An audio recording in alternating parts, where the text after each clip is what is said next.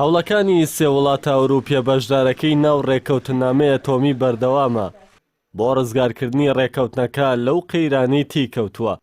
هەرچەندە تا ئێستا لە دژی سزاکانی ئەمریکا بۆ سەر ئێران هەنگاوێکیان هەڵنەگرتووە، بەڵام بەردەوام جەخت لە پاراستنی ڕێکەوتنامەی ئەتۆمی دەکەنەوە و لە ئێستادا بە دوای ڕێگەچارەی نوێدا دەگەڕێن، بە تایبەت کە باوەڕیان وایە تاران ماوەیەکی زۆر کورتی پێویستە بۆ دەستگەیشتن بە چەکی ئەتۆمی.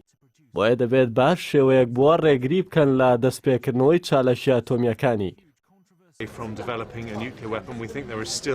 جێرمی هاند وەزیری دەرەوەی بەریتانیا و ژان ئیڤ لۆدریان وەزیری دەرەوەی فەڕەنسا لە برۆکسل جەختیان لەوە کردەوە بۆ پاراستنی ڕێکەوتنامەی ئەتۆمی دەستپێشخەری دەکەن.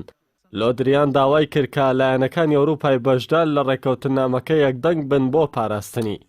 هەروەها جێرمی هاند ئاماژەی بە مەترسیەکانی هەڵوەشانەوەی ڕێکەوتنامەی ئەتۆمی کرد و ڕایگەیاند ئێران تەنیا 1 ساڵی بۆ بەرهەمێنانی بۆمبی ئەتۆمی پێویستە، لەگەڵەوەدا خەریکە دەرگا بە ڕووی ڕێکەوتنەکەدا دادەخرێت، بەڵام هێشتا تروسکاییەک بۆ پاراستنی ماوە.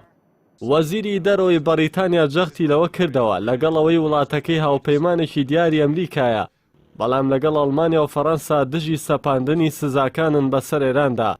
هاوکادوتی لە بەرامبەر هەڵپەساردنی چەند بەندێکی ڕێکەوتنامەی ئەتۆمی لەلایەن ئێرانەوە کۆمیسیۆنی هاوبەشی ڕێکەوتنەکە کۆبوونەوەی خۆی ئەنجام دەدات.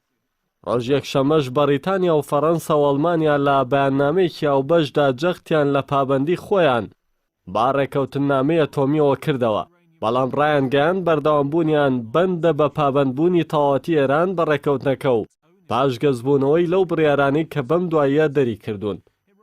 لە کاردانەوەی ئەوەشدا عەباس موسەوی وتەبێژی وەزارەتی دەرەوەی ئێران وتی ئێران چاوەڕوانی هەنگاوی کردداری کاریگەر و بەرپرسیارانەیە لە هاوبەشە ئەوروپیەکانی. جەختی لەوەش کردەوە کە لایەنەکانی بەرامبەر ئێران تا چەند بە ڕێکەوتنەکەەوە پابەند بن، وڵاتەکەشی بامان ئاست پابەند دەبێت. هەروەها محەممەد جاواد زەریف وەزیری دەرەوەی ئێران کە ئێستا بۆ بەشداری لە کۆبوونەوەکانی ئەنجومەنی ئابوورینە تۆیەگرتووەکان لە نیویۆرکە ڕایگەیاند ئەوروپیەکان بانگەشیەوە دەکەن کە دەیانەوێت ڕێکەوتنامەی ئەتۆمی بپارێزن، بەڵام هیچ هەنگاویشان لەو بارەیەوە نەناوە.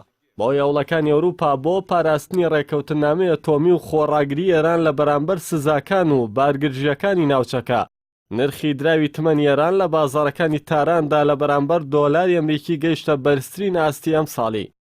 ڕۆژی دووشەممە لە بانک و بازاڕە حکومیەکانی دراوی ئێراندا $1 بە 12,000 تمەن کڕدراوە و بە 12,100 تمەن فرۆشراوە، کە ئەوەش نزمترین نرخی دۆلارە لەم ساڵدا.